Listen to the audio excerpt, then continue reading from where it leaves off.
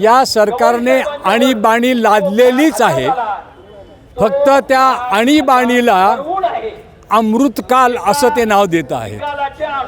विषाला अमृत ते म्हणून जनतेला ते पाजायला लागलेले आहे। अत्यंत शांततामय आंदोलन चाललेलं होतं, परंतु त्या शांततामय आंदोलनामध्ये पोलिसांनी चिथावणी देऊन तिथल्या युवकांना 4 युवकांना ठार केलं आणि म्हणून त्याचं त्यांना भोगावं लागलं। सत्ताधारी पक्षाला काय भोगावं लागलं ते आपल्या सर्वांना माहिती आहे, ते मी पुन्हा इथं सांगण्याची गरज नाही आहे। परंतु या सरकारनं गेल्या 10 वर्षामध्ये वारंवार हे सिद्ध करून दाखवलेलं आहे की जो कोणी या सरकारच्या धोरणाच्या विरोधामध्ये बोलेल त्याला देशद्रोही ठरवलं जाईल, त्याला तुरुंगामध्ये टाकलं जाईल।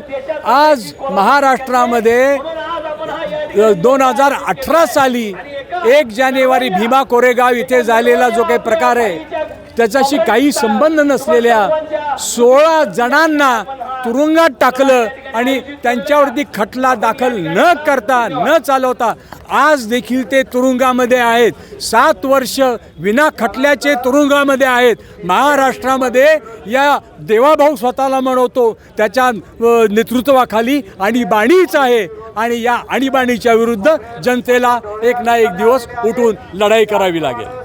सैन्य आणि पोलीस भरतीमध्ये 35 वर्ष अविश्रांत सेवा देणारी महाराष्ट्रातील एकमेव संस्था म्हणजे आदर्श करिअर अकॅडमी। प्रवेशासाठी संपर्क आदर्श करिअर अकॅडमी, बहादूरवाडी, तालुका वाळवा, जिल्हा सांगली। मोबाईल क्रमांक 91 58 66 89 89 आणि 99 60 88 88 33।